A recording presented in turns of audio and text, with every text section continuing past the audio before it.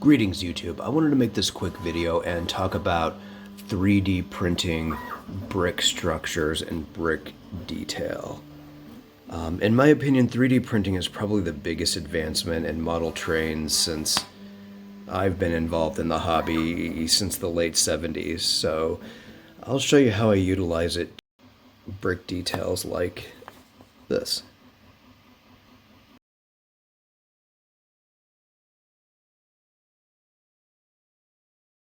So here we have the same section of wall.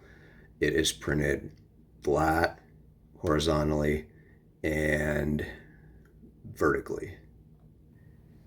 Okay, so here we are on the layout under the layout lighting conditions, and we're going to look at these two different buildings. Both of these are on Thingiverse. You can download and print them for yourself. This one is called the Furniture Store, and this one is called the Pet Store, or is it Pet Supply or Pet Store? I can't remember, sorry. Now this one was printed just as you see it sitting there, up, and you can see the corners look probably better. And this one was printed flat and then assembled, and you can see I got some gap issue here on the corner. I'm gonna have to go in and address that. That's a little much.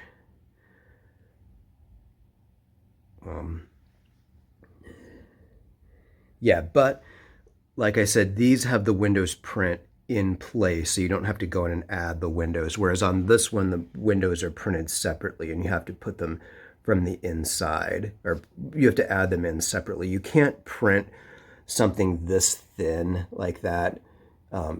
Sorry, focusing is an issue here. You can't print something as thin as that window up and down like this, because these thin side vertical things here would look terrible. Just because when you print the window flat, it just goes bzz, bzz, bzz, bzz, bzz, bzz, like that all the way around. Whereas if you tried to print this up and down, it would have to print like, I don't know, 100, maybe, I don't know what, 60 layers. It print it one at a time, so it'd be like blob. It would look, instead of a nice straight line up and down, it would look like a bunch of little blobs all stuck to each other.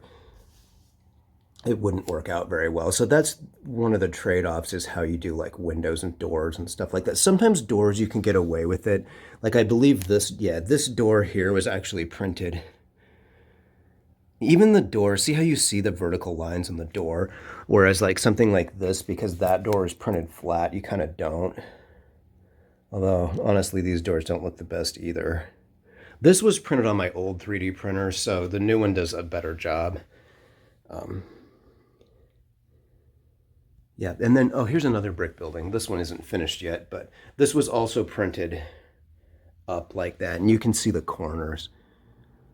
It's just so much easier when you do it this way. But then once again, all these little windows here were printed separately and then glued in place, because you could never print something like that up and down wise.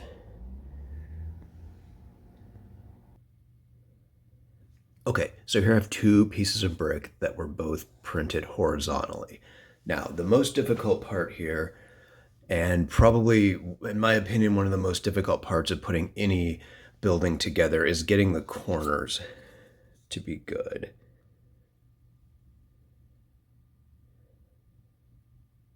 You know, there's going to be quite a bit of gap here, which we'll have to fill in later. And as all things with 3D printing,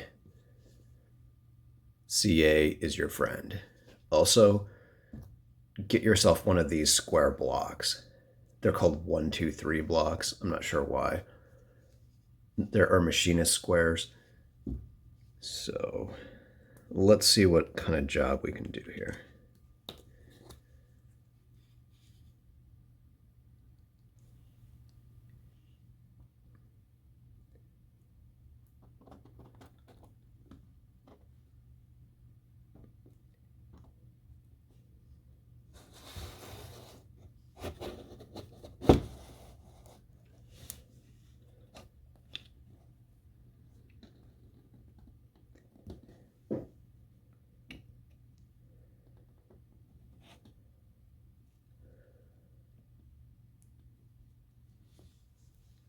Okay, I'm going to let that set up and be back in a few minutes.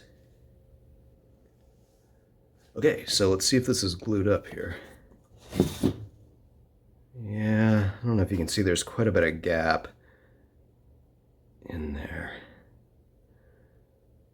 Well, in the next step here, we'll see if we can deal with that. Next up, I'll show you how I do the grout in between the bricks. For that, I use spackling putty or spackling paste. And you only need a very tiny amount, and then add a lot of water.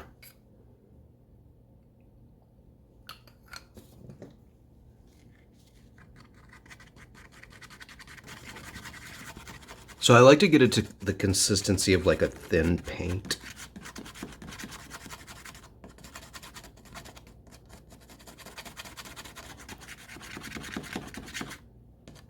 Okay, so I've got it here at about a consistency of a thin paint. And then just take a brush.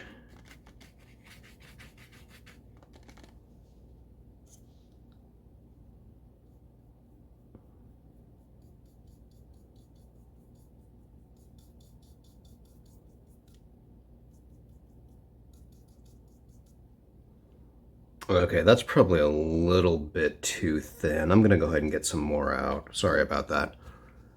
I overdid it with the water. Okay, let's try that. That's a little bit thicker. See how it... Oh yeah, that's what I'm talking about. Now when you do this, don't worry about it if it seems like it's too much spackling, because when it dries, it will become less. And then I'm also going to spray it with dull coat, or like a lacquer, a flat lacquer. And if you notice, this is also like kind of helping out this corner where there was a gap.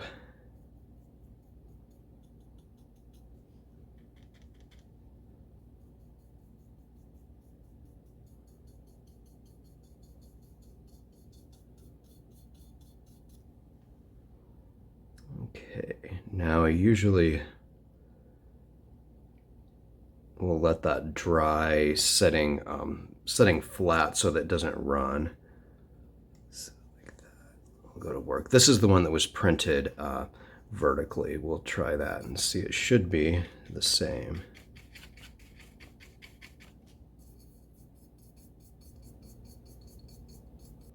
And I don't ever really try to make it super even, because if you look at brick mortar in real life, it's not totally, unless it's absolutely brand new, it's not really that uniform anyway. So don't worry about it if it's not.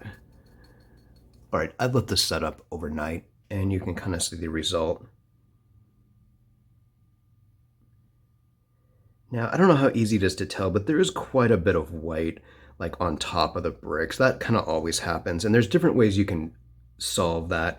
My typical go-to is just my thumb, fingernail. Just go in and like scratch it off like that.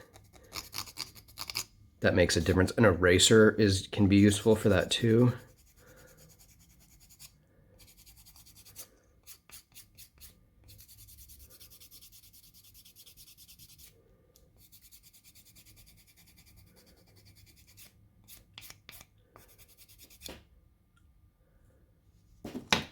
This is the one that was printed flat. Seems to be more pronounced on this one. I'll go in and really, yeah, I'll hit it with the...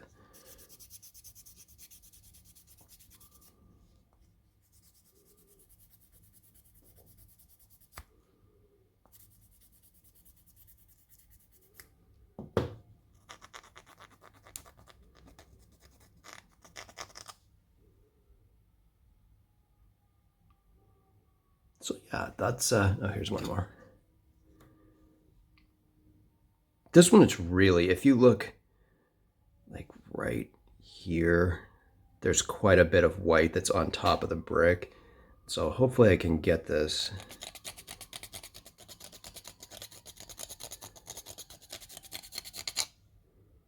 Does that look better? Like, look at this corner right here.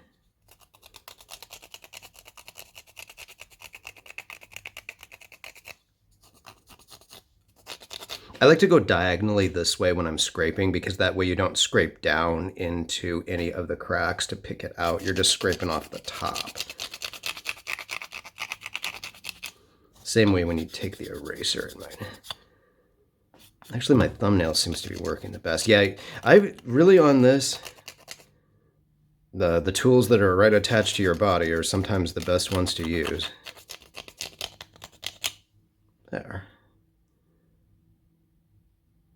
I'm happy with the way that looks. All right, so I have printed off a bunch of samples here with all of the different filament I could find that's brick-like. And we are down in the layout room because you always want to look at color stuff like this under the light that it's actually going to be looked at on, because it may change the color just a little bit. So we'll start here. This is the filament we were looking at before. I've never used this before. This is the first time. It's from this company, however you say that, and it's called just Brick Red, or it's PLA Marble Brick Red. And if you, let's kind of like try to look at that. I don't know if I can get it to zoom. Yeah, see it's got like black specks in there. I don't know if you can tell. And those, I gotta say, they kind of come on, camera.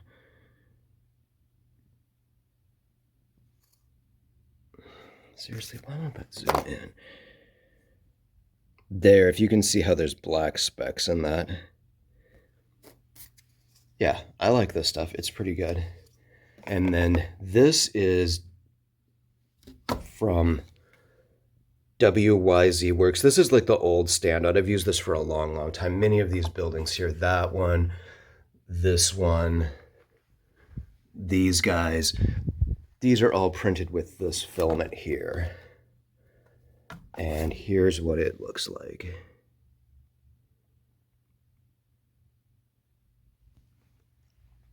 And this is matte brown from, I don't know how to pronounce that. Normally you don't have 3 vowels in a row like that in a word. I'm guessing that's bad English translation, but anyway, I do like how it works. That's what it looks like. And this building here was printed with that filament. It's a little more brownish and a little less red.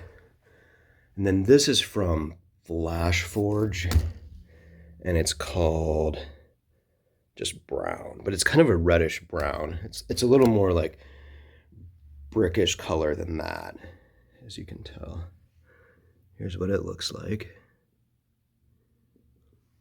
Now these next two are a little different brick. This is also from that same weird spelled, and this is what? Terracotta, yeah, matte terracotta.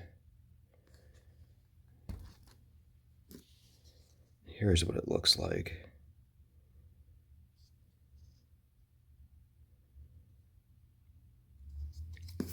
And finally we have this stuff here is, I looked it up on my eBay account, and this is from the WYZ, but it's a different spool. And when you look on the picture, it doesn't show this kind of spool. It shows the spool like this. So I'm 95% sure this is the WYZ stuff. And here's what it's called, just khaki. And here's what it looks like. Yeah, well, I hope that has given you some ideas of what you can do when you want to print brick structures or brick walls or anything for your layout. So thanks for watching the video. And if you want me to, if you're interested and you want me to do a video on printing concrete, I will do that as well. Just post below and I will eventually make that video. So thanks, have a great day.